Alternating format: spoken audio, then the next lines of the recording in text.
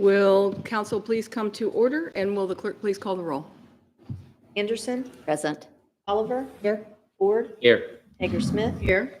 Mattingly, Here. Sutphen, Here. Watson. Present. In this evening with the consent agenda, but before that, I have been asked to let you all know that the restrooms are not working, except in the basement. So you've been standing in the rain, I noticed, and if you need to use the restroom, it's down the stairs right outside here. So a sewer problem, apparently. Correct. We're fixing that. We'll move on to the consent agenda, and tonight that includes town council minutes, approval of March 5 and March 12, and also a change order for $4,000 and additional survey work for the MMTF project. And we will contemplate approving that. Do I have a motion on the consent agenda? I move approval of the consent agenda. Second. I have a motion and a second. Will the clerk please call the roll? Oliver, Aye. Ford, Aye. Hager-Smith, Aye. Mattingly, Aye. Sutphen, Aye. Watson, Aye. Anderson. Aye. Thank you. This evening, we have no public hearings, but we have a good number of agenda items in the form of citizen comments. So we're going to take these in a particular order. We have people here in chambers tonight who are presenting agency funding requests for the nonprofits that they belong to. So I would like to ask those speakers to make their presentations first, and then any other speakers who have come to talk on other topics can follow the agency funding requests. I think that everybody knows that the ordinary procedure is to come to the podium and state your name and address, direct comments only to town council, please, and to limit your speaking time to 3 minutes, which the little stoplight can help you. So the town manager will hit the button as soon as you begin your comments, and it will be timed for 3 minutes. And this evening, because we have so many speakers tonight, I'm going to ask each person to speak only one time during a specific hearing or comment period. Okay, so let us begin with agency funding.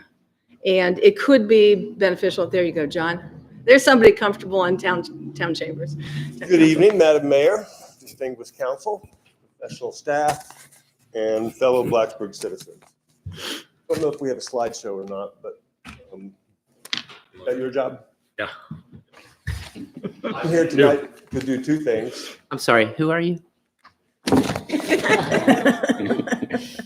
There we go. Thank you very much. I'm here representing the Blacksburg Museum and Cultural Foundation, and to thank you for past assistance and ask for continued assistance as we go into the next year. Next slide, please. We were founded in 2010. We're a 501c3 nonprofit, as you know. We raise funds to both restore the Alexander Black House and to operate and create programming for both the Black House and the St. Luke's and Longfellow Hall. Next slide, please. This is a little bit of a timeline of the history of both the Museum and Cultural Foundation and the buildings that the town has obtained and restored, and the fact that we have been ongoing in this mission for going on now about 10, 15 years. Next slide, please. We raised about $1.4 million for restoration and improvements in the last 10 years for completing the restoration of the historic Alexander Black House. We're currently designing a new town exhibit, a neighborhood tribute to be installed in the new Gilbert Place lobby. I'm sure you're familiar with that building.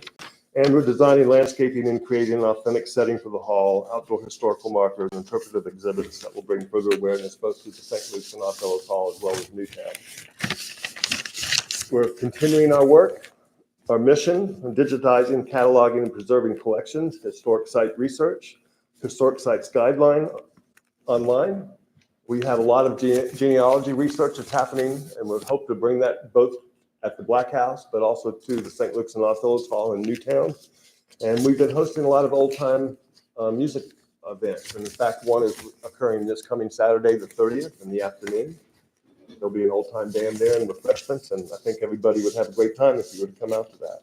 We're strengthening our community partnerships with the Lyric the library, the YMCA, Virginia Tech, Downtown Blacksburg, and 16 Block Magazines and other committees and towns that are within the area.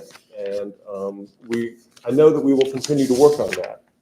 We have a lot of programming that happens at both locations: classes, art exhibits, concerts, film series, genealogy workshops, gift shops, and different festivals that we promote and put out to the town to participate in. We're going to continue that mission. We're going to go through and make more available to the town and its residents, as well as the broader community.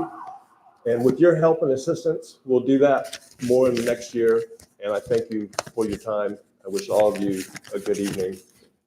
Good to be back, and it'll be better to leave. Thank you, John.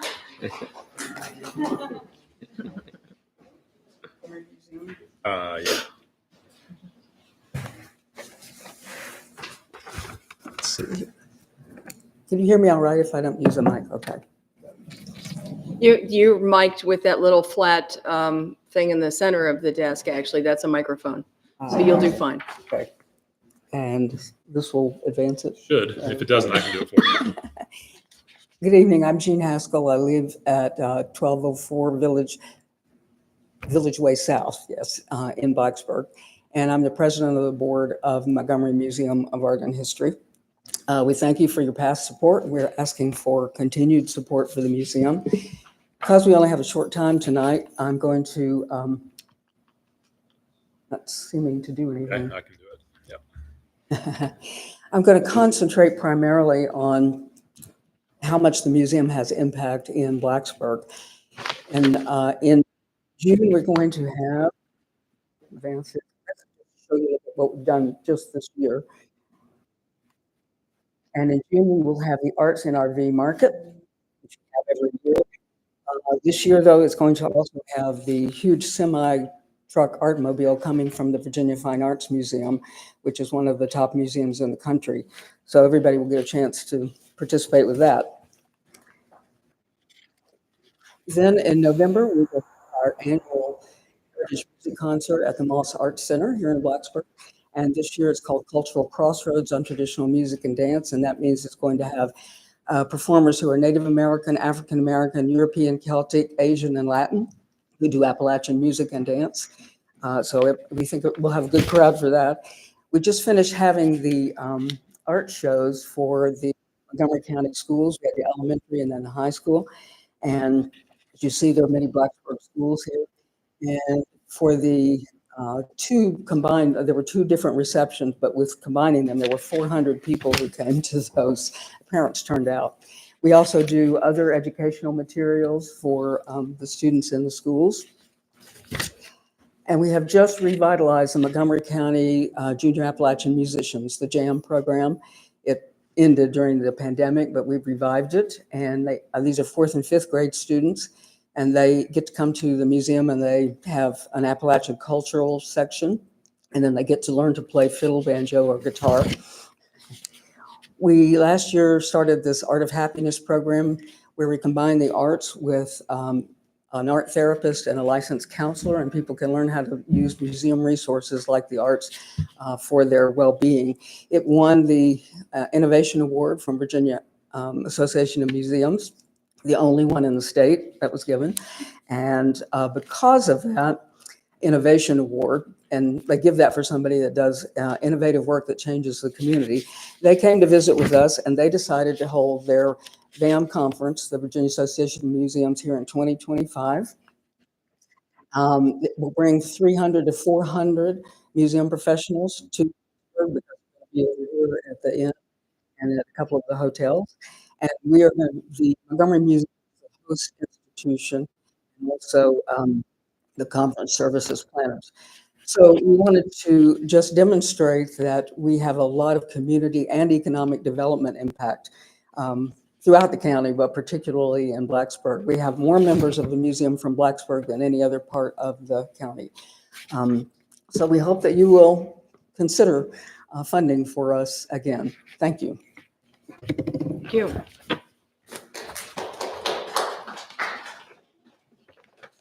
Good evening. My name is Tina King. I'm with the New River Valley Agency on Aging. We're a governmental cooperative that was established in 1975 when Blacksburg and 7 other local governments came together to form us as an area agency on aging to serve the New River Valley. Your commitment and support over the years has been invaluable on so many levels, even beyond funding. We could not do what we do without you. As to what we do, we provide services and information, education, and advocacy to and for older adults and to caregivers throughout the New River Valley. We try to provide those things that help keep older adults in their home and in their communities where they want to be as long as possible, as safely and as independently as possible. Our efforts also tend to promote better health outcomes and also to prevent unwanted institutionalization or premature institutionalization. We do this by providing over a dozen direct services. I'll spare you those. I don't have time, but you do have that in your packet of information. We provide workshops and trainings throughout the New River Valley as well for caregivers and older adults that help them deal with different issues and concerns regarding the aging process. The funding that you all provide for us is used as a match for our Older Americans Act funds that primarily fund our core services. They also help us to keep our service levels as high as possible. This year, we are asking for a slight increase. I think it's $250 more than we asked for this past year, primarily because our service levels have increased in Blacksburg. I'll tell you a little bit about that in a minute, but also because the cost of meals and transportation has skyrocketed over the past year. Last fiscal year, we determined that over 3,500 individuals in Blacksburg, that's not all older adults, but older adults, caregivers, and others benefited from either a service, a program, information, or referral that we helped make on their behalf. That actually was up about over 1,000 from the year before. And the overall representation of service levels in the New River Valley, Blacksburg is like at 12%. We touched over 29,000 individuals throughout the New River Valley. So Blacksburg comprised about 12% of those. Additionally, our meals have increased in Blacksburg this past year by over 1,000. We provided 4,100 meals to older adults this past year, and anticipate that we will be delivering even more than that this year. We do look forward to the year ahead because we have a lot of programs coming up on dealing with dementia. We have a caregiver conference that we used to do annually. We're getting that started back. And I'll be giving you all information on that as well. I didn't have the details tonight, but those will be starting in May, and then in August will be our conference. Just like to remind you that as you come in contact with citizens that may need our services, please have them call us. If we don't have the answer, we'll find the answer. And if you need more information from me as you continue your budgeting process, please feel free to give me a call. Thank you. Thank you. Thanks so much for your support.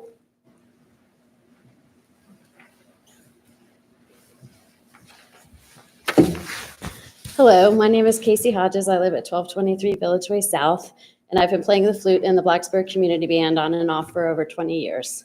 I would like to thank you for the opportunity to update you on the band. We've had some exciting changes this past year. Dave McKee, who directed us for 5 years after his retirement from Virginia Tech, has retired yet again. So after a thorough but thankfully quick search, we are very excited to welcome Emmett O'Leary to the podium as our new lead director. Emmett is an assistant professor of music education in the School of Performing Arts at Virginia Tech. And if you were able to make it to our concert last weekend, you got a great look into how his leadership is directly impacting the band. Speaking of the band, we want to say how thankful we are to the town for their continued financial support. Our organization is 100% volunteer. All of the members, the board of officers, the director, the assistant director, and everyone who is involved in the group does this for their love of music, and we are able to share that with our community. We rehearse weekly on Wednesday night and are open to all musicians of all ages. All of our concerts are free and open to the public. We hold concerts in several venues across the NRV, making our music accessible to all. We regularly play at events such as the Virginia Tech Summer Music Festival on Henderson Lawn, at Warm Hearth Village, at the Town 4th of July celebration, at Blacksburg High School, at the Verge and Fish Fries, Smithfield Plantation, and more. We also have an endowed founder scholarship in honor of our founding director, Ed Schwartz. The scholarship application is available to 9th through 12th graders who are students throughout the New River Valley. We were happy this past Sunday to award 2 musicians scholarships they can use for music lessons, instrument repair, camps, or tuition. One was a young man from Blacksburg High School and the other a young man from Christiansburg High School. It actually takes a lot more money to run this group than most people expect. Just a few examples. We have a large music library that we maintain and we store in a climate-controlled storage area. We have a trailer that we use to haul percussion equipment and other equipment that we've had to purchase back and forth to performances or rehearsals that are not at Blacksburg High School. We have to pay license fees for performing pieces and sometimes have to pay for concert or rehearsal venues. These are just some of our annual operating expenses.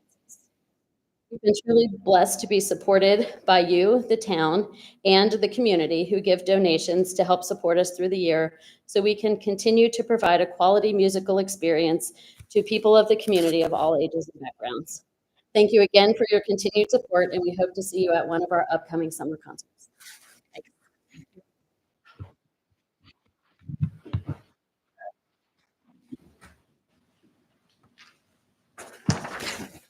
Good evening. My name is Erica Slagle-Perry, 903 Elliott Drive, and I am the school program manager at the Community Health Center of the New River Valley. As many of you already know about us, we are a federally qualified health center. We provide medical, dental, and behavioral health services across the NRV. We have offices in Pearisburg, Dublin, Christiansburg, and our newest at Pulaski County High School. We offer all of our services on a sliding scale fee to individuals who are 200% or below the federal poverty level. In 2023, we served 677 Blacksburg residents that met criteria for the sliding scale. These same patients were seen at our center approximately 4 times. That adds up to about 2,900 visits over the year. Now, as an FQHC, our mission is to ensure high-quality access to healthcare to everyone. This is regardless of their ability to pay or insurance status. On average, our patients on this scale spend $20 for a medical appointment, $35 for a dental hygiene visit or restorative dental treatment, and $10 for behavioral health treatment. We write off thousands of dollars in unpaid costs each month to provide these services. However, we do maintain these low costs because we know that the individuals will avoid accessing healthcare if it's too costly. And that for us to have a healthier community, all residents need to have access to healthcare when needed.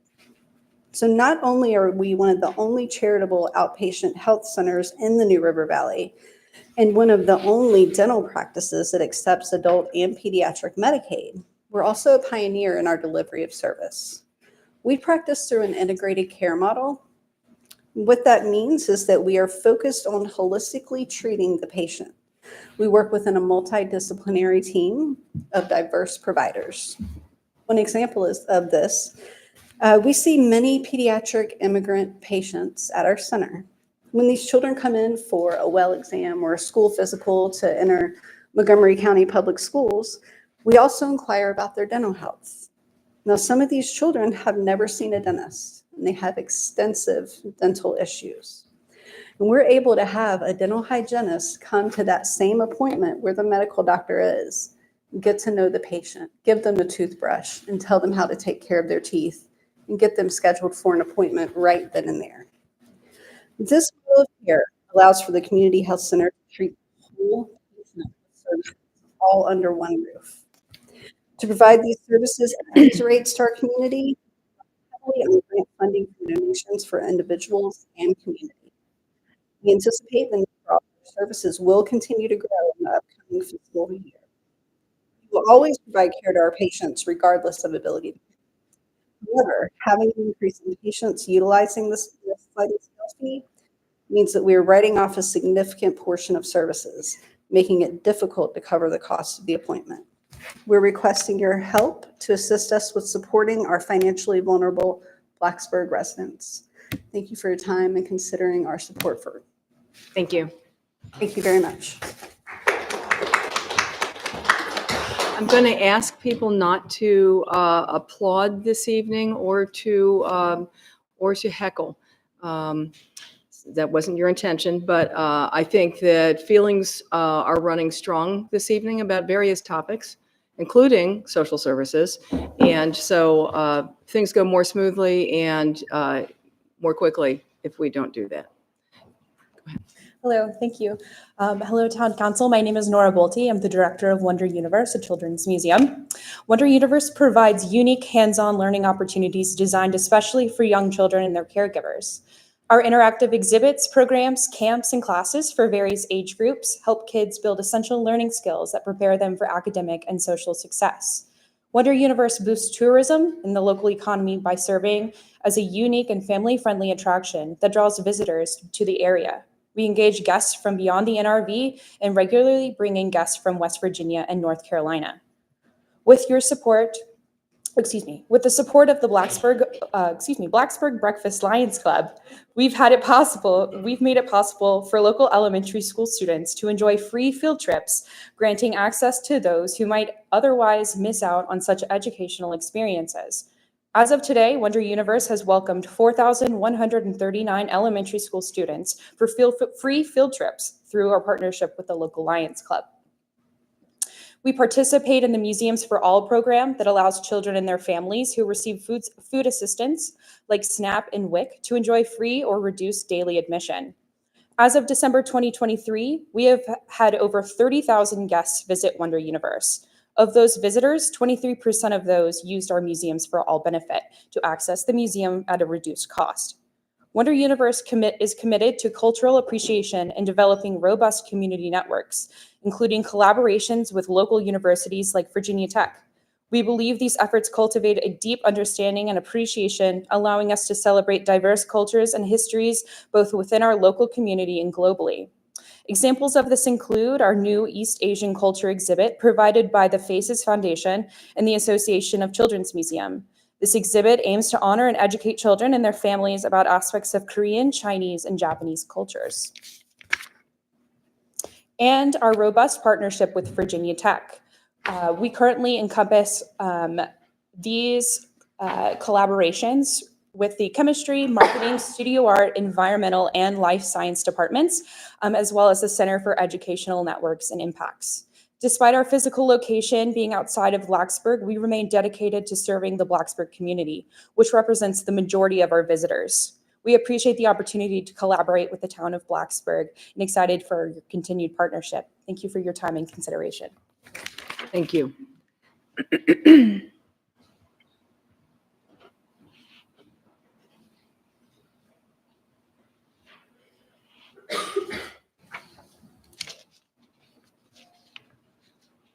Hi, good evening. I'm Erin Burcham. I'm president of Verge. Verge is our regional technology alliance. Under our portfolio, we have the Roanoke Blacksburg Technology Council and RAMP, our regional technology and biotech accelerator.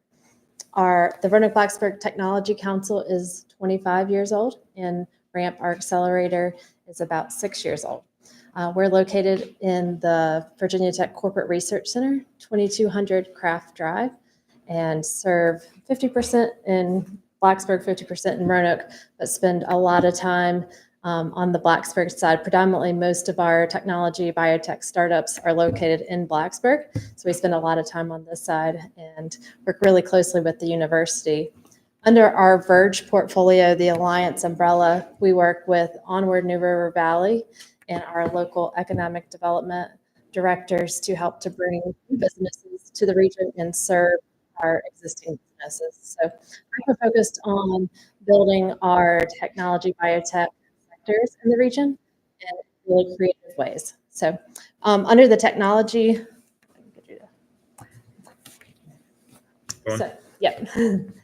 Also, we are working statewide to bring resources across the state and beyond to this region, really working closely with the Virginia Accelerator Network, with Virginia Bio, and with our peers in the Technology Council arena. So working really closely in Richmond, Northern Virginia, Hampton Roads to bring additional resources, capital to this region, help these sectors grow. Through our accelerator to date, we have accelerated 52 companies. We have helped to bring in 30 million in capital to the region for startups to grow, and have also helped contribute to bring 700 jobs to the region. For the Blacksburg Technology Council side, we are really hyper-focused on STEM talent right now. So looking at creative ways to attract and retain talent in this region. So working really closely with Torque Robotics and many of our larger existing companies all the way through our small startups to find specialized talent for these positions, for these companies to grow. And we're also very focused on diversity and equity. So we have two DEI groups under our Roanoke-Blacksburg Technology Council portfolio, Women in Technology and Blacks in Technology, making sure our diverse population are included from a founder's level for our startups through people working in the businesses, and helping to encourage K through 12 community college four-year students to see a pathway in this region to STEM professions. We thank you for past funding and are currently asking the town of Blacksburg for $5,000 to help us to continue to bring top talent to this region to help our companies grow in the region. Appreciate your support. Thank you. I think we still have, agencies to hear from. Yeah. CNRB.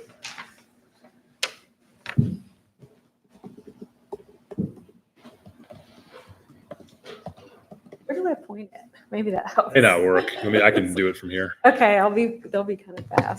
Give me a sign, yeah. Okay, I'm Jenny Ayers, Executive Director at Literacy NRV. If you're not familiar with our mission, we help adults gain the literacy skills that they need to achieve their goals. So that can be becoming better parents or workers or community members. And this, go back to the slide. We got a little glow up with our branding this last year, and our name has shifted from Literacy Volunteers of the New River Valley to Literacy NRV, which better reflects our whole community of learners, volunteers, and donors. More specifically, we teach English to adults. We're teaching adults to read, write, and improve their math skills. And we teach English to adults, speaking, listening, reading, and writing. And we help adults in our community gain basic computer skills, earn their GED, study for their citizenship exam, learn basic financial management skills, and even study for their driver's license and professional certification exams. And that's so bossy to just tell you that. Our students come to us with very specific goals. So that might be reading text from their boss to keep their jobs, gaining a basic understanding of financial literacy to better run their budgets, and having the language to communicate with their child's teacher or doctors. So the work is straightforward, but the impact is life-changing for the individual, the family, and our community. And so there are 849 adults in the town of Blacksburg who read at a third grade level or below, and about 1,800 adults who speak English less than well. And that's about 7% according to census data. We know that that's actually a little bit more than that, but we have such a vibrant immigrant community here, and we need to make sure that we're giving them the skills that they need to be able to succeed on their own and navigate our community. We are wrapping up our spring semester, so this is some of the things we've had going on. We have tutoring that takes place year-round, and then we have 3 semesters of 10-week classes. Just in the last 6 months in Blacksburg, we've had our Family Reads, family literacy program. So this is for families to learn English together as a family and also with their community. And then our multi-level English for Life classes are for English language learners at all skill levels. We hosted 2 classes in Blacksburg this semester that had 20 people and all conversation groups. And our Skill Up BRP program is with Blacksburg Refugee Partnership, helping those adults learn English so they can better navigate the community on their own when they arrive. We have 50 volunteer tutors right now just from the town of Blacksburg, out of about 120 total. And then our local governments make up more than 10% of our funding. We get no federal or state funding. So I'm out of time. Adult literacy can change everything. Thank you for your continued support and investment in our programs. It's having a huge impact on our community, and we love the work that we do. Thank you. Thank you.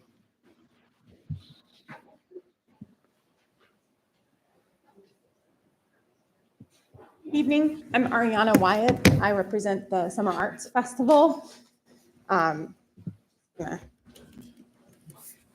I just wanted to give you an update. We continue to enjoy a partnership with the town of Blacksburg in producing the Summer Arts Festival each summer. Last summer, we were able to offer 6 outside concerts on the Henderson lawn. We were able to offer 3 movies in partnership with the Lyric Theater, 3 children's events, 4 classical indoor concerts, yoga on the lawn, and a few other here and there, including the the art exhibit inside Squires. This summer, I plan on offering 7 outdoor concerts. That's all 4 Fridays in June and 3 Fridays in July, excluding the week of July 4th. We are partnering with the Lyric again on movies and another event, Dancing in the Street. We plan to have 3 classical indoor concerts and bring back the theater production, which will be open to the community, which would likely be Midsummer Night's Dream, and some children's concerts that are a little bit still up in the air. The price of production costs continues to go up with inflation. And since we are extending our tent time on the lawn to 8 weeks, that will be more this summer than it has been in the past, which is why I've asked for an increase in funding from the town and also from the Office of the Provost at Virginia Tech. So thank you very much. Thank you.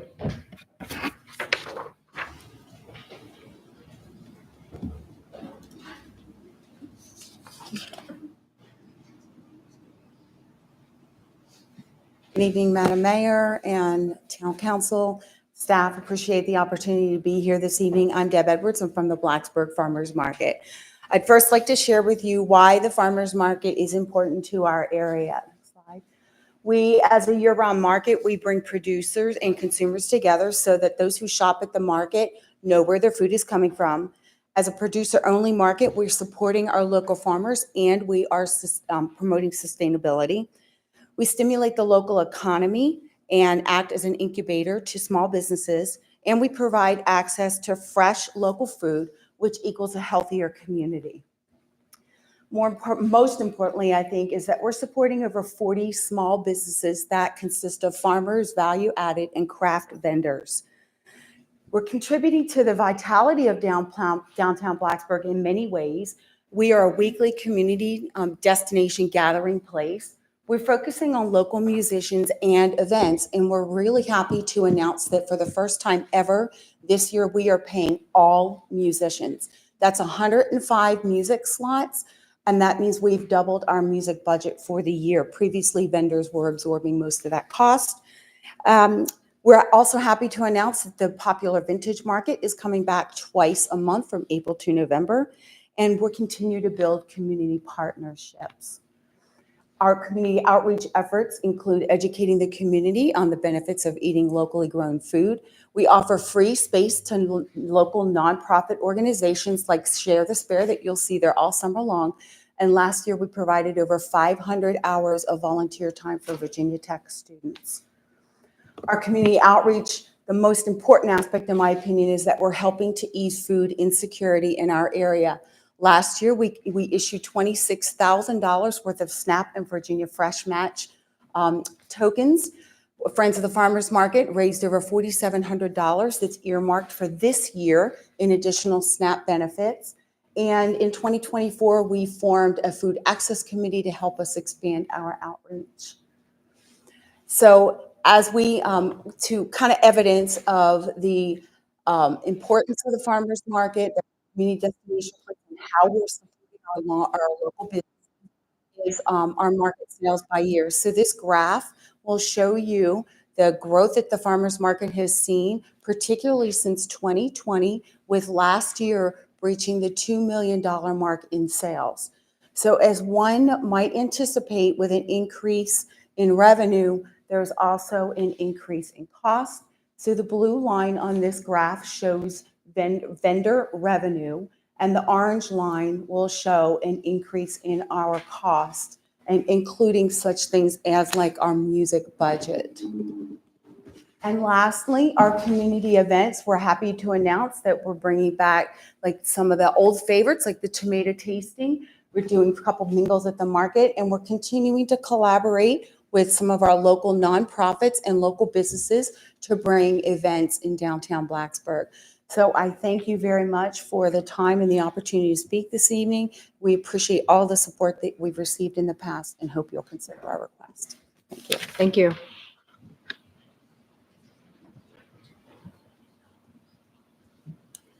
Good evening. I'm Kareem Khan. I live at 610 Cambria in the Otherburg. I'm here tonight to speak on behalf of Montgomery Floyd Regional Library and the Blacksburg Library. Circulation, program attendance, and visit numbers have continued to grow since the COVID times. We've made good connections this year with new community partners, improved the Blacksburg Library with a new door counter system, repainting and refurbishments of the community room, team gaming station. And as you may have heard, the library has been working with Montgomery County General Services, Colley Architects, and your town government to realize the vision of the outdoor improvements for Blacksburg Library. At this point, all of our performance indicators for this fiscal year are trending up. We forecast small increases to our checkouts and patrons and patron computer and Wi-Fi use. We also expect the number of programs and attendees to increase by over 10% this fiscal year. Blacksburg Library currently has 18,953 cardholders.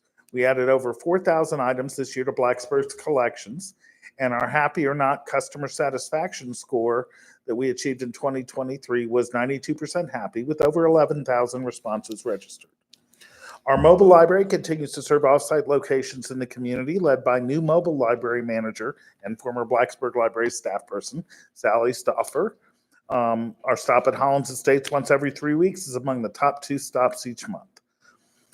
At Blacksburg, partners this year have included Literacy NRV for family reads and English language conversation groups, Sustainable Blacksburg for the very popular Lunch and Learn monthly series, Virginia Tech CS Square Group for kids coding programs, In Balance Yoga for youth yoga, and the Red Beard Panda robotics programming, Red Beard Panda's robotics programming, and many others. We have expanded programming that addresses the needs of our neurodivergent community, including Sensory Time, Silent Disco, and the Sensory Museum. The Sensory Museum program just snagged the Outstanding Program Award for Teens from the Virginia Public Library Directors Association last Friday. I want to thank Blacksburg Library's Assistant Branch Manager, Beth Newman, for growing the library's service and momentum during the recruitment of a new branch manager, and welcome Laura Dobbins, our new branch manager. Laura has quickly become a leader of her staff and in the community. We appreciate the support of the community in the town of Blacksburg, whether through the assistance the town staff provides maintaining library grounds, providing fencing for special events, and the support of public safety agencies throughout the year. Your support is good to your support shows that it's good to know that the town is with us. I thank you for your support, and please do not hesitate to let me or the team at Blacksburg Library know if we can provide any assistance. Thank you.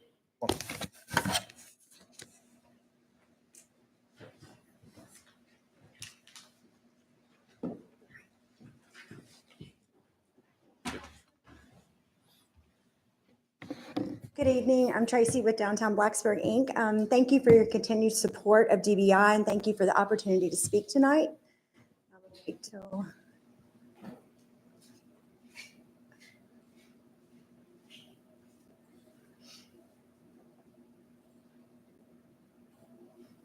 Not in there. I have a flash drive. Is that okay or no? Okay. Well, we're talking about marketing, so this needs to be visual. So I'll try to be All right. flowery with the words. So over the past year, we've asked our members in downtown what they'd like to see more of for us, or from us rather, and that's more marketing. Made us think like, what is the story that we're telling now? What are we presenting? And so we've been looking through our branding and kind of doing some research to kind of come up with what are we presenting to visitors, to our residents, locals, and all of our other audiences. So to clarify, this is rebranding for downtown Blacksburg as a whole, not DBI. Currently, DBI has their bench logo, and that would still be used for our organizational purposes. So looking at our identity, we have great shops, historic buildings, our museum, green spaces, great assets to showcase to the community.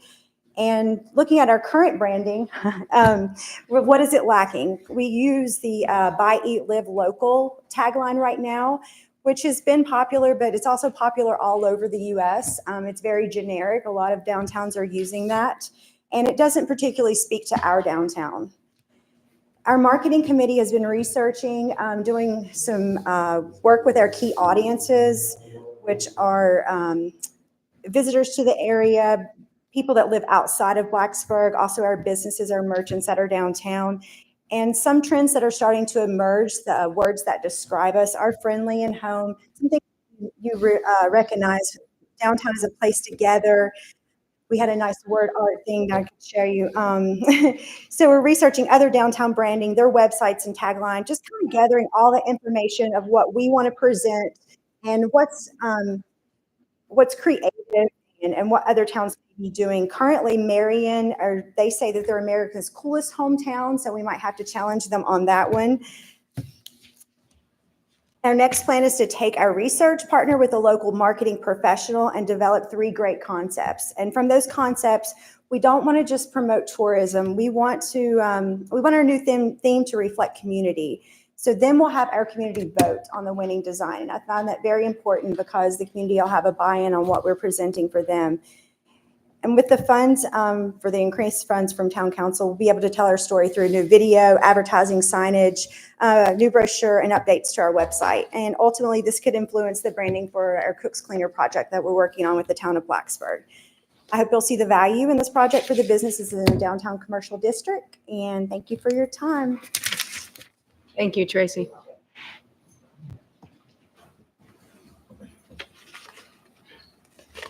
Hello, I'm Lena Schneider from Live, Work, Eat, Grow.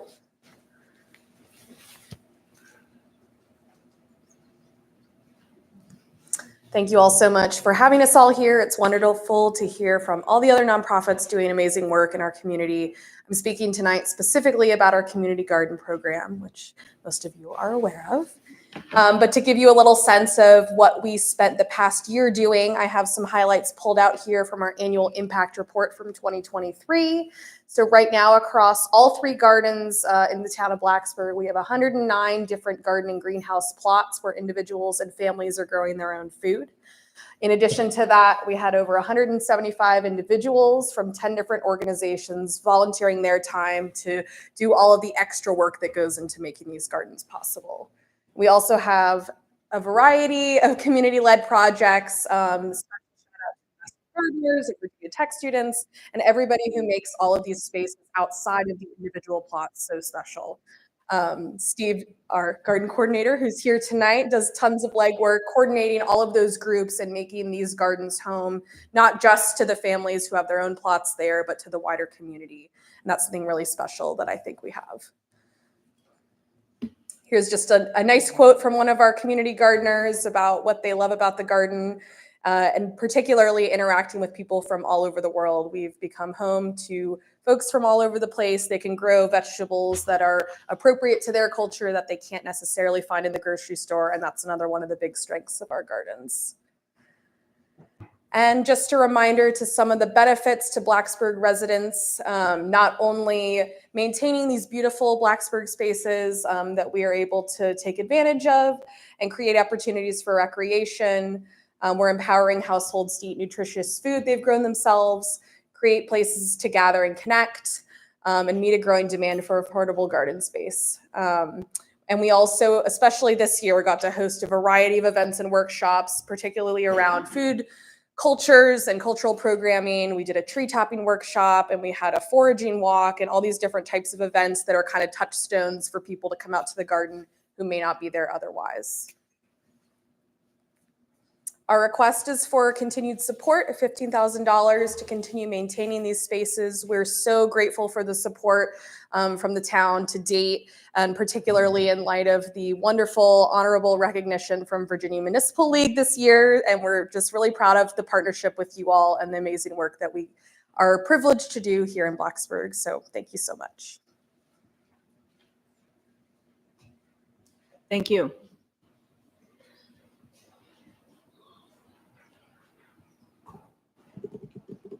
Hello, good evening.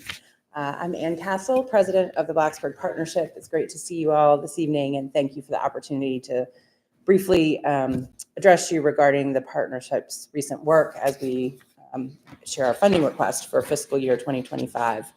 And to begin, I'd just like to thank you not only for the funding you've provided this year, but the integral role you've played in funding and support throughout the history of the Blacksburg Partnership, which is now in its 20th year. I look forward to our continued work together and truly appreciate the important and active role that the town is playing in our organization and has over many years. Town funds were critical during the current fiscal year in fulfilling the partnership's mission of serving as a catalyst for economic development by convening and collaborating with strategic partners, advocating for regional initiatives and enhanced business climate, and promoting the area to businesses, visitors, residents, and students. I'd like to share just a few key examples of the way those funds have been utilized to create that catalyst.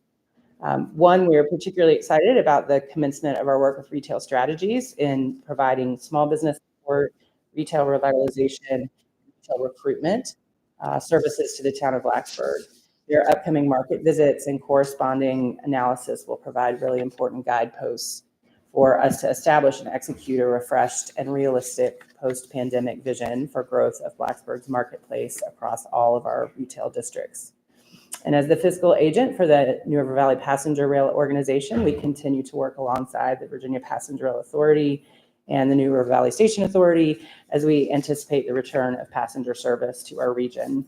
As new dimensions are added to this project throughout the planning process, the long-term stability and flexibility of our private advocacy role remain critical to the success of the project's next phase of work. And I think the institutional knowledge among that organization, as well as the long history of the project, is particularly helpful as we inch closer and closer to the realization of service.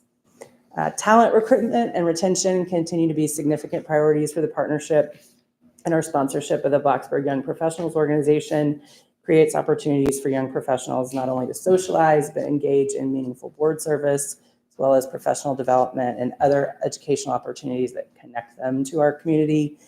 And on April 11th, the Blacksburg Young Professionals will offer an event designed to connect young professionals with available opportunities among area nonprofits. And I think that's an exciting new part of their work. Partnership's Beautification Committee has also been engaged in dialogue over the past several months about creative approaches to creating a greater sense of arrival for Blacksburg South Main Corridor and exploring some new solutions there. If this request is granted, the additional funds provided will be applied to increase staffing in these areas and support of these areas, as well as the production of the Blacksburg Visitors Guide that needs to be refreshed and reprinted, and other collateral materials that'll help us in retail recruitment efforts and other multiple purposes. I know I'm out of time, but I just want to say we recognize that our request for funding is significant and don't take that lightly. The town of Blacksburg is a highly valued partner and obviously longstanding investor in the Blacksburg Partnership. We look forward to continuing our work together with Blacksburg's best interests front and center. I and other members of the board and our finance committee are happy to answer any questions as you consider this request. So thank you for your time and consideration. Thank you.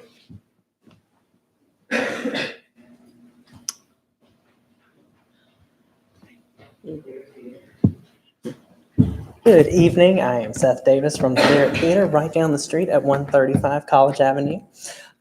Just wanted to thank you for your support over the years for the Lyric Theater.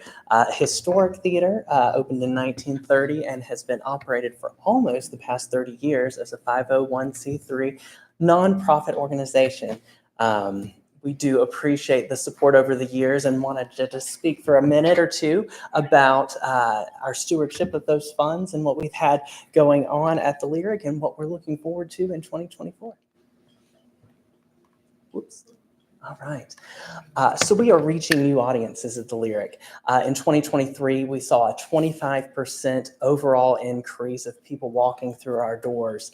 30% increase in movies and 58% increase in our Live at the Lyric series, in which we bring nationally renowned musical acts to the Lyric stage.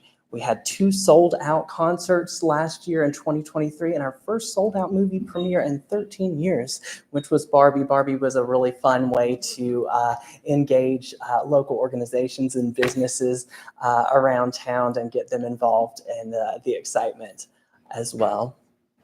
Let's see. So some of our top hits last year were first-run movies, but we also focus a lot on offering international and documentary films as well at the Lyric, including a really special weekend run of Going to Mars, the Nikki Giovanni story this fall. We are one of few theaters in the entire U.S. that was granted a theatrical run of the film. And we had talk back with Nikki herself on the first night of the run. Of course, as Ariana spoke to, we do work with Virginia Tech on the Summer Arts Festival, the Summer Movie Classics, some special screenings with other community groups and tech groups as well.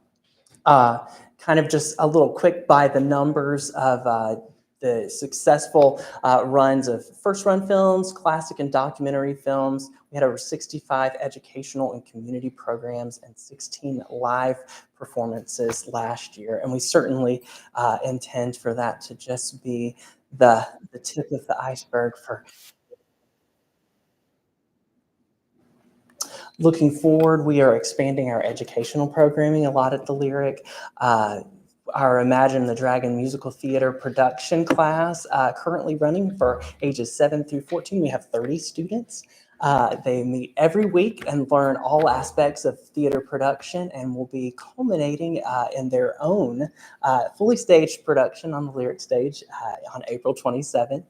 Additional workshops for high schoolers, and we're going to expand that in the summer to adults as well.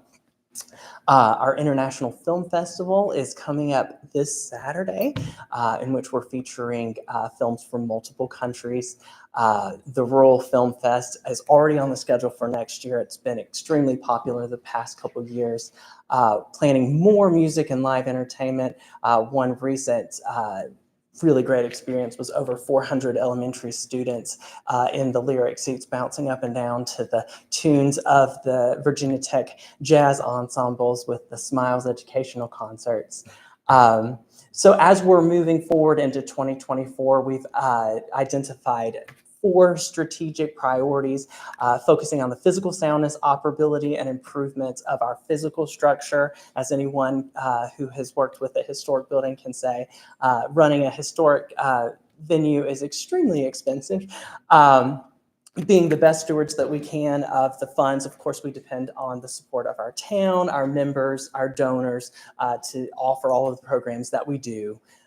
Building the programs and audience development, just as Blacksburg and the New River Valley continues to increase in diversity, we want to make sure that the programs we're offering meet the needs of our community as a whole. And of course, volunteering time and hours and space to other community groups and nonprofits as well. So thank you so much for your time. Look forward to seeing you at the Lyric. Thank you.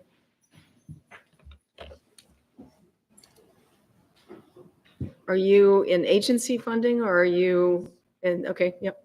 I want to make sure we get all our agency people. Right. Good evening. I'm John Walker and I live at 1718 Honeysuckle Drive in Blacksburg. Thank you for allowing me the opportunity to speak with you.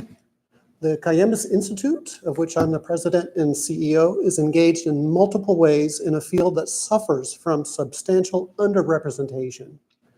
It was not always this way.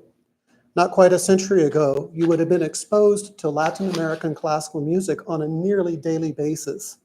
Year in and year out, there were festivals organized across the country in cities and towns, large and small. The military created a special orchestra whose sole purpose was to broadcast this music. There's even a strong possibility that you're a Latin American musician. I don't think this way, but our inter-American relationships during that period were substantially better than they are today. This is part of what brings me here. The other part is the extraordinary richness and diversity of Latin American classical music. While our own classical music is largely indistinguishable from its European heritage, it was not long after the Latin Americans had begun to establish their own sovereign nations that their classical music veered off in a completely different direction. And why not? They had folk and, more important, ancient influences that were almost completely absent in North America. So by supporting our orchestra, we will be able to continue our advocacy of this remarkable music. I'm also asking for your help because by funding our orchestra, we will also be able to add the town of Blacksburg to the list of many similarly sized communities across the nation whose citizens are able to enjoy classical music performed by a local professional ensemble. But there's more. You're certainly aware that there's a growing Latino population both here in the New River Valley and throughout the Commonwealth. I mention this because the Sinfonietta connected with Latino students when last year we performed 2 school programs. Bridget Fulton, the music director at Elkton Middle School, told us as much when she wrote, "Many of my students felt seen and represented because of your performance." We want students in Blacksburg and Montgomery County to have the same sort of experience and to feel the same way. Finally, when we go to trade shows across the country, part of what we do is also we publish and distribute and sell music, Latin American classical music, around the world. When we go to these trade shows, it seems that nothing has replaced the unfortunate events of 2007 in the minds of the people that we meet. I'm not from Blacksburg, but this bothers me. Instead, wouldn't it be great for this town to be known not only for being the home of a professional orchestra, but one that is completely unlike any other in this country? Thanks again for the opportunity to speak with you. Thank you. We are still under citizen comments, and we are still working through agency funding requests if there are any left. We have any other nonprofits who'd like to speak this evening? Okay, seeing none, I want to issue another reminder to citizens to come forward and state your name and your address. And we're not going to have applause or heckling.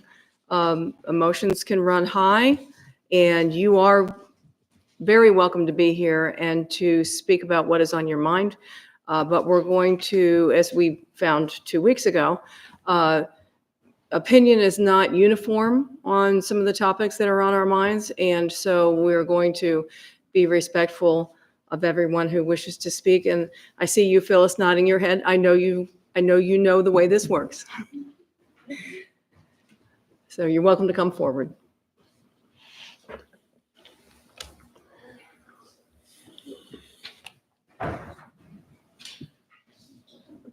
Good evening, Madam Mayor and members of Town Council.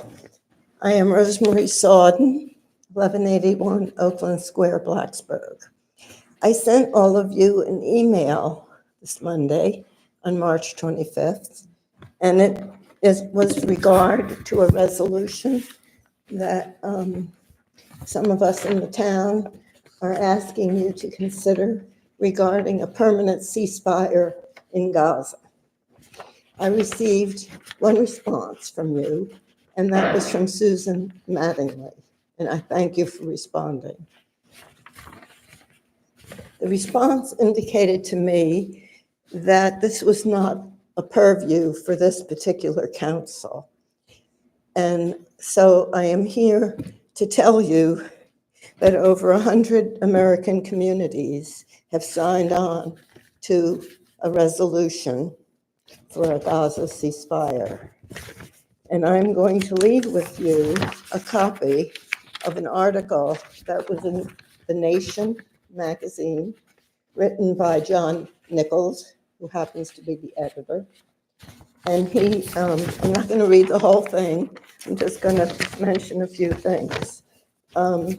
At least 100 American cities, towns, and villages have formally called for a ceasefire in Gaza, amplifying a grassroots demand for the Biden administration and members of Congress to do everything in their power to end an Israeli assault that has left 32,000 Palestinians dead and close to 75,000 injured, many are women and children. And I think this is probably not actually accurate because the killing and the injuries go on every day. High number. From the city of Chicago, with a population of 2,746,000 people, to the town of Newfane, Vermont, population 1,645. Municipal government bodies in more than 24 states have endorsed ceasefire resolutions, according to a running list being maintained by the Arab American Institute. So it goes on, and I'm not going to take the time this evening to read the whole thing. I'm going to leave a copy of it with you. I hope that perhaps you will pay attention to it and read it through, and I thank you for your time. Thank you. Am I allowed to give you guys paper copies or? Why don't you hand them to the clerk and she will get them to all of us. Thank Digital you. version, it's more up to date, but anyway. Megan Peterson, 995 Church Street, Christiansburg. Our federal, state, and district representatives have failed us. The majority of Americans want a ceasefire. That includes 61% of likely voters, broken down by 76% of Democrats, 57% of independents, and 49% of Republicans. Support the U.S. calling for a permanent ceasefire and de-escalation of violence in Gaza. Israel's military is killing Palestinians at an average rate of 250 people a day. The number of average deaths per day for Gaza is higher than any recent major armed conflict, including Syria, Sudan, Iraq, Ukraine, Afghanistan, and Yemen, all with 100 or less deaths a day. For comparison, children are estimated to represent roughly 6% of deaths in Ukraine since the invasion, but in Gaza, they represent an estimated 42% of deaths, children. This number will soon increase. According to the UN, 1 in 3 children under 2 years of age are acutely malnourished in the north of Gaza. Famine is imminent for 1.1 million people, or half of Gaza, and this famine is not of natural causes. Only 77 of the 535 members of Congress have called for a ceasefire. So when our federal, state, and district representatives are all bought and paid for by AIPAC, who do we turn to for representation? Our local government.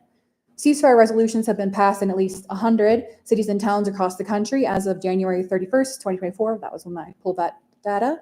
And we should join them. We need to show our federal government that we, the people, want a permanent ceasefire in this conflict and the conflict that we are causing through the constant funneling of weapons and political cover. Harrisonburg, Virginia became the first city in Virginia to pass a ceasefire resolution, and we should be next. Our advocacy for Palestinians does matter. I've watched Palestinian journalists Bisan Auda and Motaz Aziza react to various large protests and news stories about Americans like Aaron Bushnell. They see our solidarity, and they do continue, or they know that not all of Americans want this conflict to continue, and they know that we don't want to keep hearing testimonies of American doctors treating Palestinian children from ages 5 to 8 years old with sniper shots to the head. We can be a part of the tide turning, and I implore each of you to choose to pass a symbolic permanent ceasefire resolution. I've taken the liberty to draft up one just based on the other resolution passed in the state if you need somewhere to start. And the reason that it is so important for our community specifically to pass this is because we have a major Army ammunition plant less than 10 miles away that produces tens of thousands of rounds per month, many of which are still sent to Israel today. As retired Israeli Major General Itzhak Brick said in November, all of our missiles, the ammunition, the precision-guided bombs, all the airplanes and bombs is all from the U.S. The minute they turn off the tap, You can't keep fighting. You have no capability. Our community is central to the conflict, and we can be a force for change or a force for more innocent children to die once this temporary ceasefire that's issued by the UN, that's not currently being implemented by Israel, ends. I guess I have a little bit more time, so I'll say, what's the difference between us and Harrisonburg? Not really much. They're actually bigger than us, so I think if they can do it, we can do it as well. Thank you. Thank you. Hi, my name is Stephen Warren. I live at 711 Giles Road in Blacksburg. Yesterday, the UN Security Council voted to enact a non-binding ceasefire resolution, a small but important step towards peace and justice in Gaza. While the US has previously vetoed similar resolutions, yesterday it acquiesced and allowed the resolution to pass.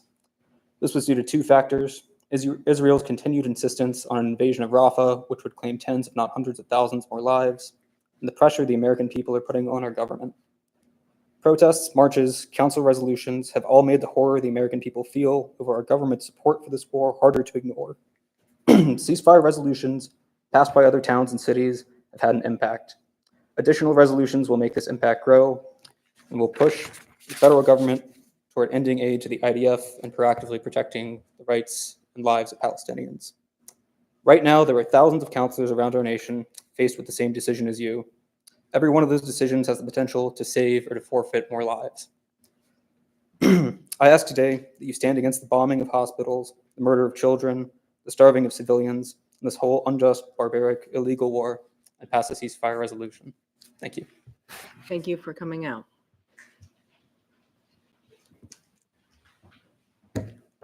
My name is Zachary Weiss. I live on South Main Street, 1003. What up, council and everyone else? Shout out to Ramp for getting me a full-time, part-time employment over this past year, and shout out to Blacksburg Farmers Market and the Gardens. We need better green spaces. In doing my research for today's meeting, I read the whole budget proposal, and all I gotta say is y'all have a lot of money to spend. 42 million, something like that, especially on your 354 full-time employees, 33 developed and 9 undeveloped parks, investment funds, and capital improvement funds. You know the vibe. I really wanted to talk about brush and debris management sites because the solar pump future is where it's at. And I would prefer to discuss that. But when I looked up press reports from a fortnight ago, all I saw was an article from the Roanoke Times and the Radford News Journal, and nothing about a statement from the Blacksburg Town Council supporting a ceasefire resolution, joining other regional municipalities in solidarity with the Palestinian people. 2 weeks ago, we came and pleaded to y'all to support a ceasefire resolution or something. Quite frankly, I was disappointed, but not deterred. I once again ask you to support a statement that at least acknowledges that Israel is probably doing a genocide and we shouldn't be funding it. If you don't believe me, I get it. If you try to look for footage of these acts, you'll find them. The International Court of Justice has mandated Israel not to inhibit aid to the people in Gaza. Even a week after that ruling, there are Israeli people at the border of Gaza blocking aid. If you know World War II history, then you would see this as simply a repeated moment in history. Not so far back, citizens in Nazi Germany also blocked aid and food to Jewish and concentration camps. I ask you, why can't you be brave? I understand that you're afraid, but we are all afraid. Being brave means standing up for what is right, even if you are afraid. You know that we'll stand with you. I won't go into the detail about the history of colonialism in the 20th century because I feel like I'm running out of time. But Israel is both a 20th and 21st century colonial project that is quickly gaining its independence. We as a country give $3.3 billion to Israel a year just for the military, and our weapons are being used to level an area of a once prosperous agrarian society into rubble. Our tax money funds this genocide. American tax money has historically been used in dubious circumstances, with many examples from the 20th century. Yes, sure, the UN supported a resolution, so maybe your influence won't matter, but you still haven't made a statement. You can still stand with us in solidarity. I wonder if there are more reasons that y'all wouldn't support this agreement, but I hope that regardless of your personal reason or professional reason, you can at least know in your heart what happens when millions of people are slowly starved over 6 months. It's kind of crazy how chain reactions happen. One day you're eating dinner with your family, and at the table the next day you're eating from the grass or with the livestock. Eventually, when not enough food gets in people, they start to die, they starve. I'll be back in 2 weeks, regardless if you sign a statement or not. Support a statement supporting a ceasefire. Thank you.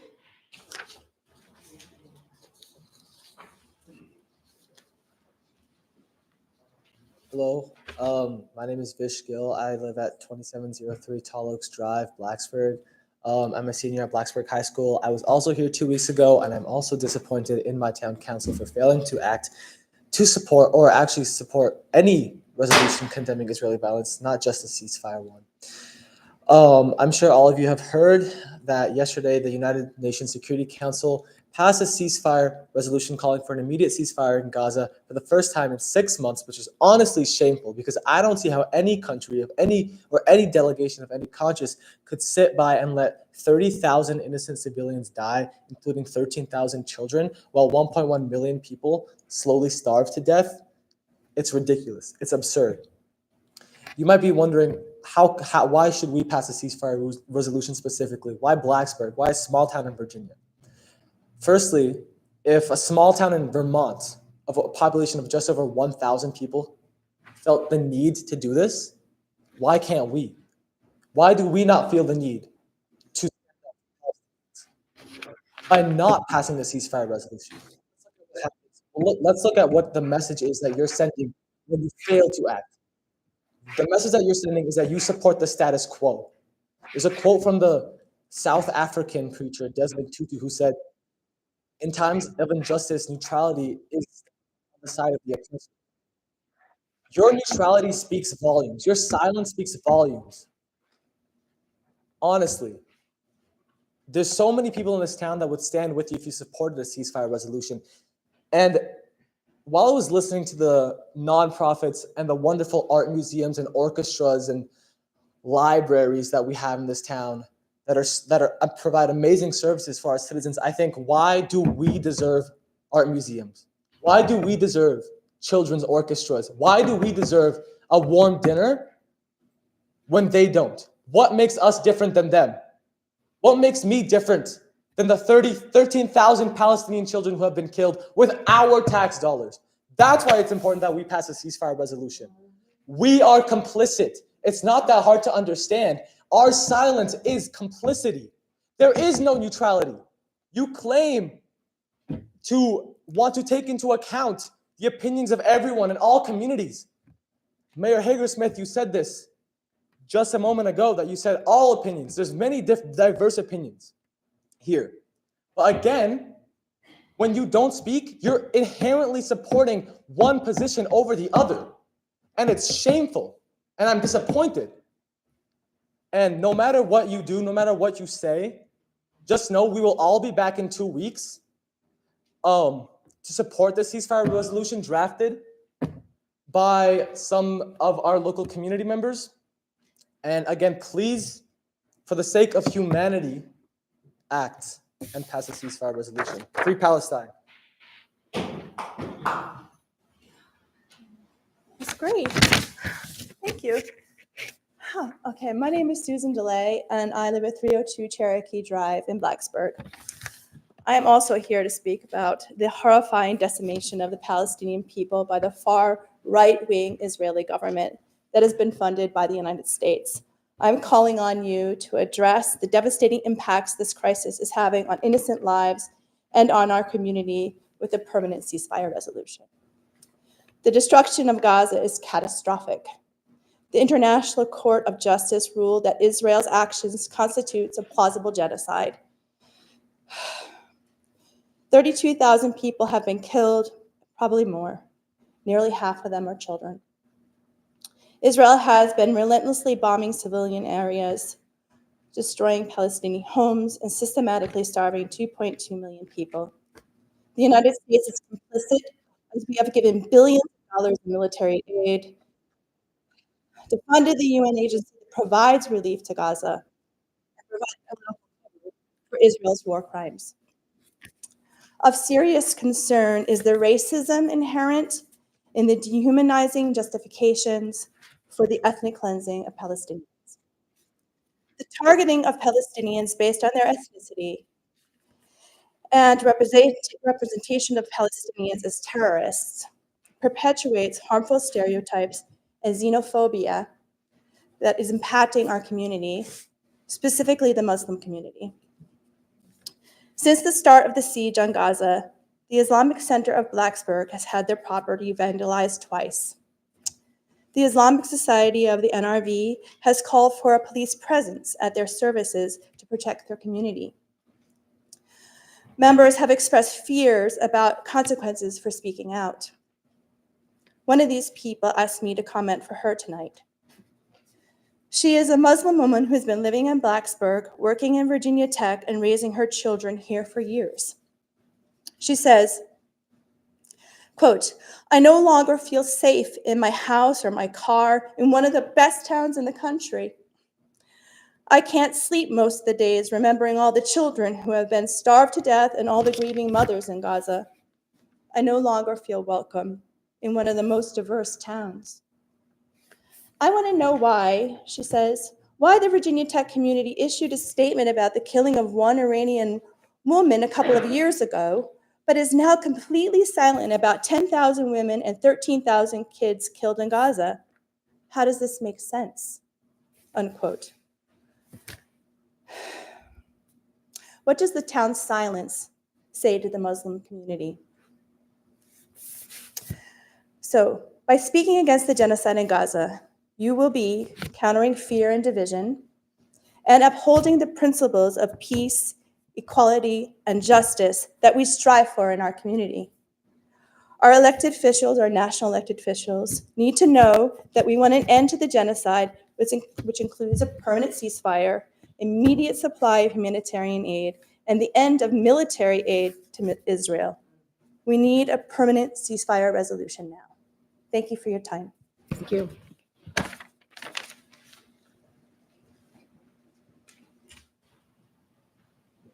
Thank you all for letting us speak tonight. I'm Phyllis Albritton, and I'm 86 years old. In 1954, my Jewish father came home and asked if I'd like to go on a Christian youth caravan to Europe and the Middle East with his dear friend, Reverend Sam Little. How could I refuse? One knapsack, third class all the way. And I now tonight hope that you all, as our town council members representing Blacksburg, will join 100 communities in the United States, including Richmond, California, Dowie, California, Bridgeport, Connecticut, Wilmington, Delaware, Atlanta, Georgia, Detroit, Michigan, Dearborn, Michigan, Dearborn Heights, Michigan, to call for a permanent ceasefire in the Middle East. I'm proud of my Jewish heritage, as I've shared, very proud. So many wonderful leaders in this country for freedom and justice. But our tax dollars should not be going there. Having been involved since 1954, inner city Chicago, coming to Virginia when we had no public kindergarten, as you know, helping start the Valley Interfaith Child Care Center here for our local poor. Our money should be going for pre-K for all, like they have in the two poorest countries in the hemisphere, Cuba and Nicaragua, Canada and Europe, and healthcare for all.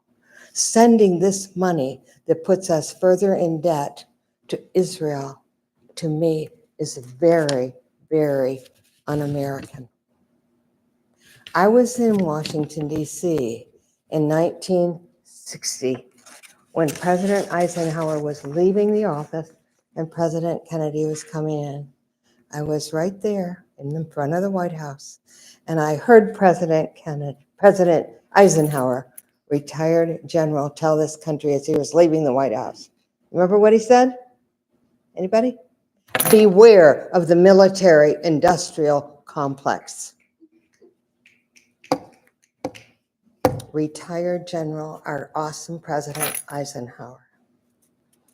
As I say, having been in those first Palestinian refugee camps where they were told in 1954 by the British over the radio, leave your homes, you could go back in 48 hours. And Israel, if you look at a growth of Israel, if you haven't, I urge you to do so. They have taken more and more and more and more land. So that right now, Palestine looks like a thumb in that area of the world. It is tragic. I urge you to vote 100% the way we're asking you tonight. And thank you for letting us speak. Thank you.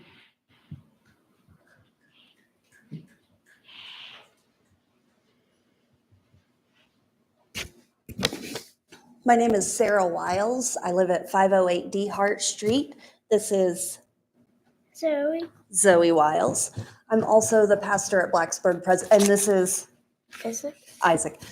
I'm also the pastor at Blacksburg Presbyterian Church. There is no justification for the mass casualties and starvation that are going on in Gaza right now. By any moral or ethical standard, it's an atrocity. People of all different faiths believe this. And the scale of suffering is so big that we're left grasping for words. We can't even wrap our minds around it. And we may know here in this little corner of southwestern Virginia that our country funds this war and that propellant for the artillery is made down the road. But the problem is so big and the networks of power that support it are so entrenched that it can feel like we have no voice and no way to do anything. I think we should join the growing movement of cities and towns calling for a resolution for a ceasefire in Gaza. Our words are not going to change the course of the world. But what we have in front of us is a choice. We can speak or not. We can speak for peace or stay silent.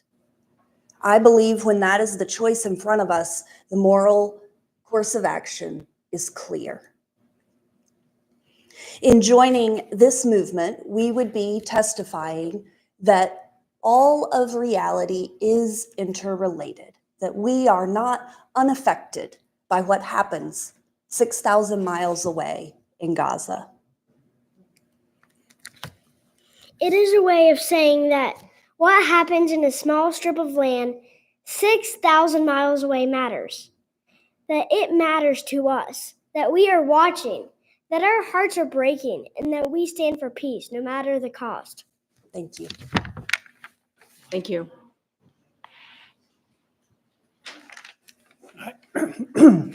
Joseph Childers, 508 D Hart Street in Blacksburg. Gaza is 6,000 miles from here. We may care deeply about the tens of thousands who are dead, maimed, or starving, but it's also hard to see how we're connected and why a ceasefire resolution makes sense coming from a little town in Southwest Virginia. Yes, Gaza is 6,000 miles from here, but the Radford Arsenal, the only active military propellant manufacturing center in the country and the largest polluter in Virginia, is only 10 miles down the road. The arsenal makes propellant for ammo, a lot of it. And right now, a lot of that ammo is being used for the indiscriminate killing of Palestinian civilians by the apartheid state of Israel. An average of 95 Palestinian children a day are being made. Over that same time frame, medical workers in Gaza say they've been performing around 15 amputations a day, mostly on children. These deaths are not as distant as we like to imagine. This is why I'm asking you to join cities and towns across our country in passing a resolution calling for a ceasefire. There is a cost to letting these war profiteers operate with impunity in our community, and it's not just a moral one. Our air and our water are not clean. Cancer rates around the ammunition plant are 13 times the state average, and asthma rates are among the highest in Virginia. You can trust that the British multinational that operates the arsenal considers the workers and the community here acceptable collateral damage the same way they do the Gazan families torn to shreds by their products. A rounding error, the cost of doing business. Virginia Tech, the celestial body that all of Blacksburg orbits around, is connected to. The university, which receives the majority of its federal funding research from the Department of Defense, describes itself as fully dedicated to serving the defense and intelligence communities. Under the euphemistic umbrella of innovation, new instruments of surveillance and death are designed and deployed all over the world. Inevitably, these instruments will make their way back to Appalachia as the cascading crises of our age continue to be answered only with austerity and incarceration by a political class mired in paralysis and corruption.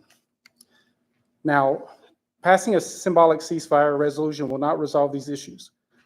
That is a far more complicated task, but it will at least acknowledge there are many in our town whose hearts, energy, and creativity are more inclined to the work of peace than the waging of war.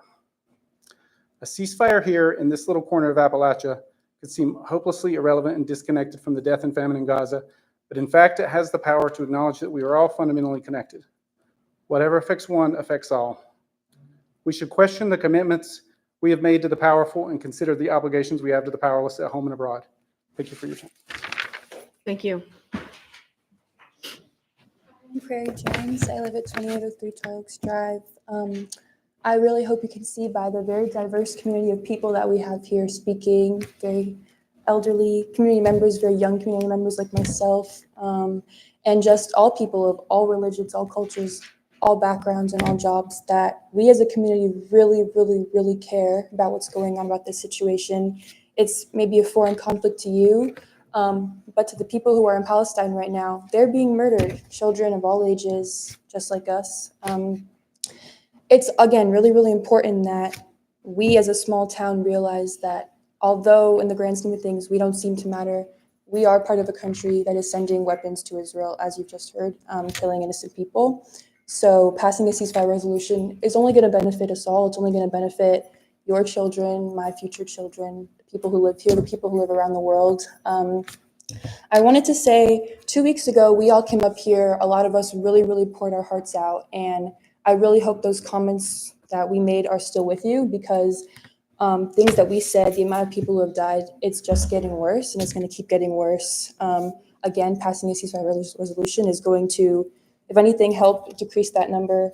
But I think it was you, Councilmember Watson, who said, regardless of how you feel about the situation in the Levant, it's obvious that the people of Blacksburg need empathy from their representatives. Again, yes, we need empathy. We also need action. And it's really important how you said situation in the Levant. I really, really hope you all can start bringing yourself to say the word Palestine. Palestinian lives, they matter. They're important. Just last week, Representative Morgan Griffith came to our high school, and he spoke about numerous things, but we obviously came together to ask him about what he thought about Palestine. He very deliberately made the comment, 13,000 children are collateral damage. He said that to about 100 high schoolers, and it really, really shattered my heart, because he has children. He said he has like 4 children, and 13,000 lives to him are meaningless. Don't let them be collateral damage. You're sitting here behind these desks. Do something. This community wants you to do something. It's so important. Let these comments that we're saying stick with you. Please pass the ceasefire resolution. We have it drafted for you. It's so easy, and it's only going to help. So thank you.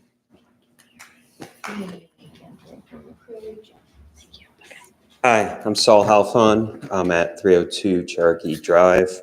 I didn't expect to speak tonight, but as I was listening to all these community organizations presenting on the wonderful diversity of our community and the ways that we as a community support all these different people, it really occurred to me, I started thinking about why we as a community should be thinking about or talking about a community that's so far away and a global event. But we are a global community. This is local. It's not a faraway thing.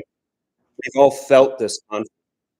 It's the difficulty of the conflict that is making this a difficult situation in the first place, right? That conflict resides in Blacksburg. It's here with us. We're a community that values diversity, and we believe in peaceful, respectful resolution to conflict.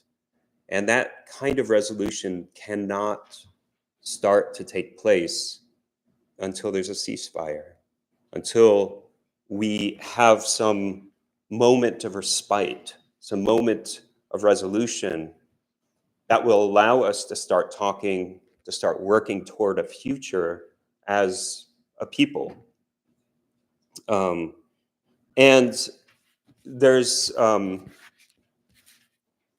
the only hope that we have for moving forward with this is to start with a ceasefire.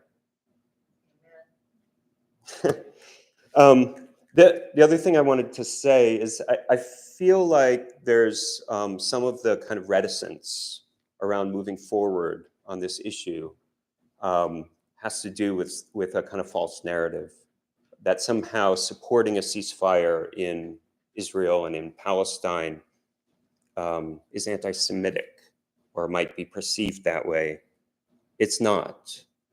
It's not. Anti-Semitism, anti-Muslim sentiment are growing at this very moment around the country. And they're coming out of this conflict.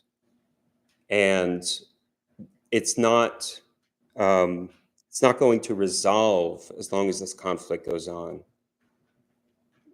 The anti-Semitism, anti-Muslim sentiment is part of the conflict. And it's only by starting with a ceasefire, calling for a ceasefire, that we can start to bring ourselves back into a place where we can have a conversation, where we can start moving toward resolution.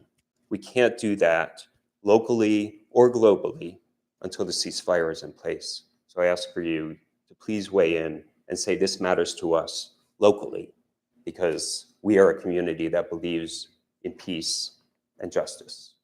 Thank you. Thank you.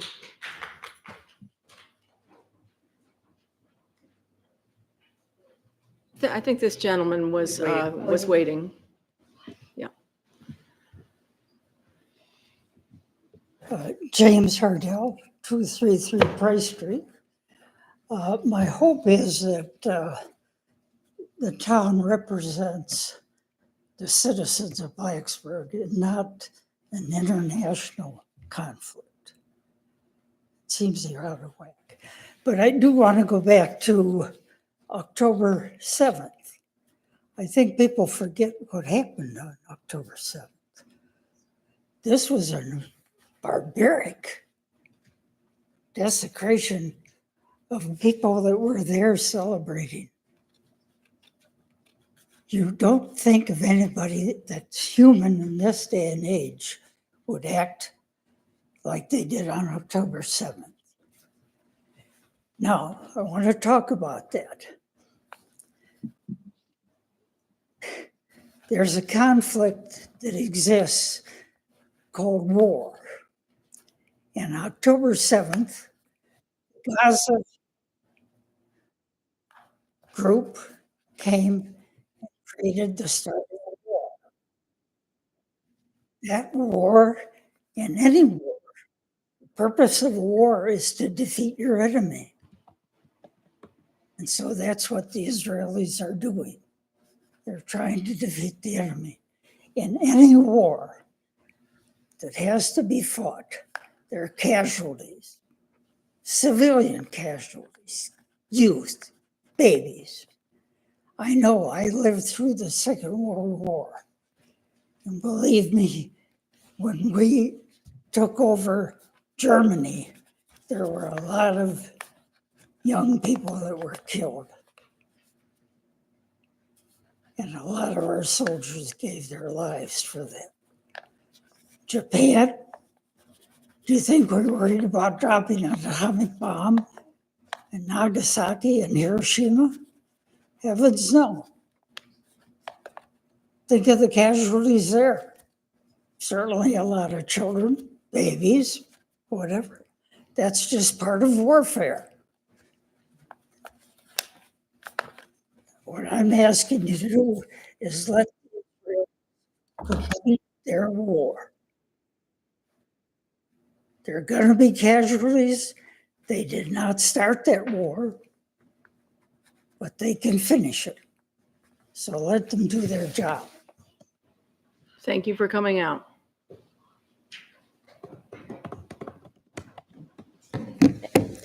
Hello, my name is Kiara Cleveland. I live on 608 Progress Street, Northeast, and I am a third-year Virginia Tech student.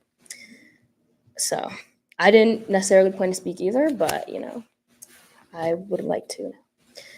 Did you all know that Hitler's biggest inspiration for the Nuremberg laws that led to the genocide of millions of Jews and other groups, was the United States? Him and his team marveled at how the United States pulled off such a glamorous, innocent front of democracy and benevolence, while at the same time imposing Jim Crow laws, brutal policing of African Americans birthed from the maltreatment of slaves, routine lynchings, and the other concerted yet hidden dehumanization of African Americans. Today, we as Americans still retain this amazing ability of being two-faced, and it is fueled by the silence and cognitive dissonance of its constituents. We are funding a genocide. While we are covering it up in the name of respecting many opinions and being against anti-Semitism. It is ironic, however, how the biggest anti-Semites are also the biggest supporters of Israel killing off Palestinians. They don't actually care about Jewish people either. They only care about taking advantage of identity politics. Violence that has touched anyone in war breaks my heart. And this goes out to Israeli citizens who have suffered as well. However, it is a grave mistake to conflate this with a decades-long effort to push Palestinians out of their land, to erase the violent history of killings and replace it with the phrases, but it's complicated. It's a conflict. What about a two-state solution? Israel has never been interested in a two-state solution. And it is a long, insidious tactic to call natural retaliation to such decades-long of apartheid, of pushing people out of their land, of violence as terrorism, as violence that is, inhumane. All violence is a tragedy, and my heart goes out to everyone of the violence that's touched. But the statistics were brought to you all today, and they speak volumes.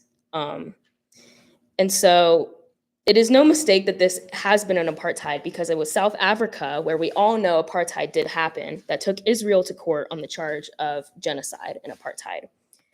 And I wanted to say this because I'm a student at Virginia Tech committed to critical thinking, to questioning the very concerted erasure of history that has gone on in the United States, of bills attacking education and what we can speak. And clearly, to me, conflating Jews with Israel, conflating that is just a tactic to keep doing genocide on Palestinians. Thank you.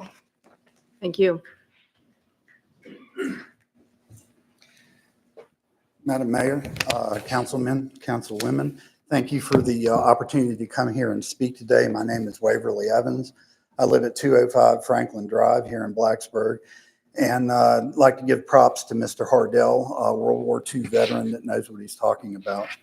I have considerable experience from the standpoint of having been in the service. I was over off the coast of Beirut when the barracks were blown up, provided naval gunfire support for our forces.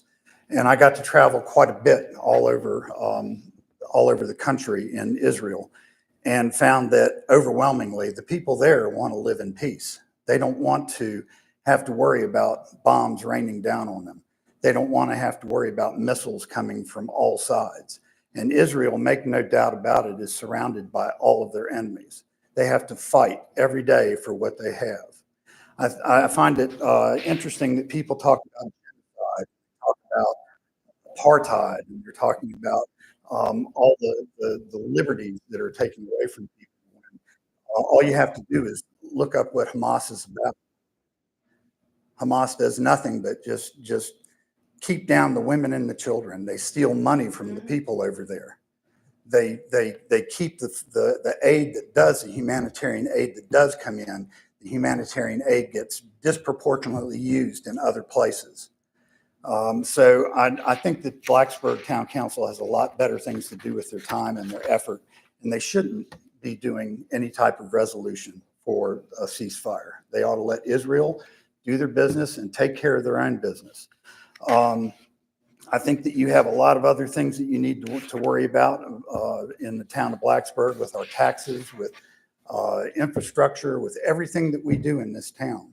You are charged with having to take care of us and look after us, okay? I think town council has no gauge of the citizen support to draft a resolution.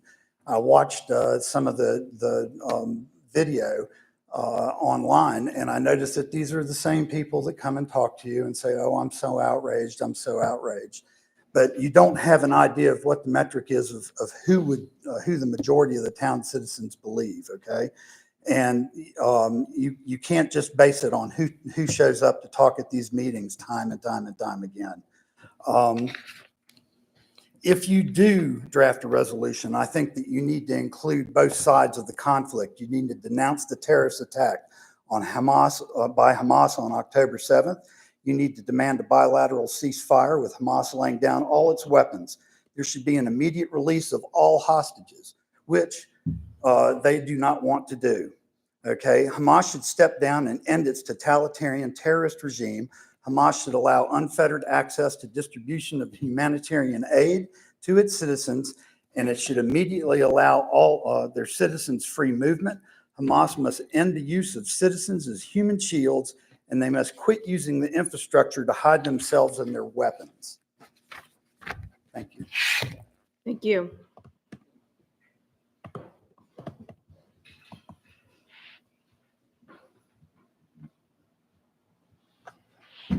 Hello, my name is William Peterson. I'm from 995 Church Street in Christiansburg. I'll keep it short because you've heard a lot from a lot of us already. One of the things that I do want to mention is I haven't been here for the other meetings, but I had heard someone say y'all had talked about this particular subject of the ceasefire not being in the purview of this board. I'm not sure exactly what you might think that means. But what I do know is that if there is a locked door and you don't think that knocking on it's going to get it opened, you'll never know if the door is going to open. I don't know if you've tried and just haven't succeeded or if that's been communicated, but you're willingly limiting what power you may not even know you have if you don't try. Knock on the door and someone might answer. When people have been oppressed since the late 1940s, they don't have any doubt. They know that they need to knock on the door because for them, freedom is on the other side. Thank you. Thank you. Is there anyone else who would like to speak under citizen comment?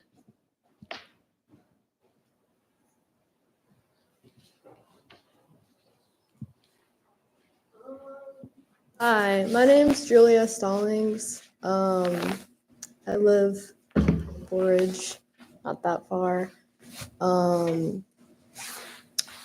I wasn't planning to speak tonight, and so I'm just going to keep it very brief, but I just wanted to come here and make my presence known and let it be known that even though I wasn't at the last meeting, I almost wasn't even at this one, there are many, many people who I know who have the same opinion, even if they aren't present tonight.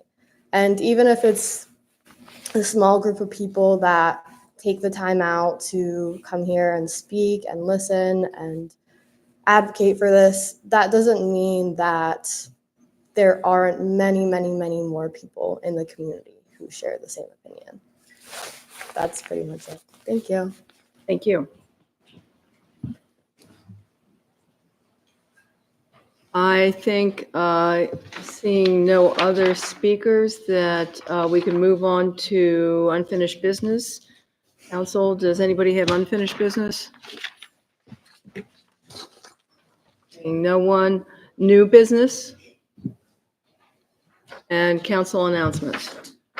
I do want to remind everybody it is Women's Month at Virginia Tech. It actually goes through next week into the beginning of April.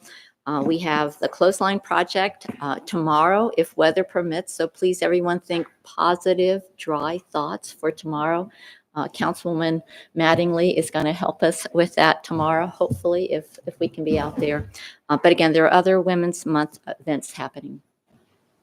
I do have a council report. Last week, I attended the New River Valley Livability Initiative, which is an effort on behalf of the New River Valley Regional Commission and other organizations. We heard, sort of like tonight, where we heard from a variety of different nonprofits. We heard from 15 different nonprofits and service agencies and government agencies about different work they're doing in the community. So there's a great kind of example of regional collaboration within Blacksburg and the greater New River Valley. So I would like to give a shout out to Carol Davis, who was involved, I think, on the planning committee for that, and others in the town staff, and also Kevin Bird with the regional commission was heavily involved as well. Yeah, Carol Davis is the town's sustainability manager and all-around top-notch performer. Anybody else? Yeah. I just wanted to announce that the Virginia Passenger Rail Authority will be holding their next open house at the Montgomery County Government Center on April 18th from 4:30 to 7:30 p.m. That's to continue to inform the public and solicit opinions and questions about the coming rail to our region. They'll also be doing some tabling. They'll be at the Blacksburg's Farmers Market on April 17th, the day before. They're going to be at the Radford Public Library on April 18th, kind of in the morning. And they are going to be at the Blacksburg Fork and Cork Festival on April 20th. So it's a whole lot of rail advocacy and information coming up that week of April. Thank you. Anybody else?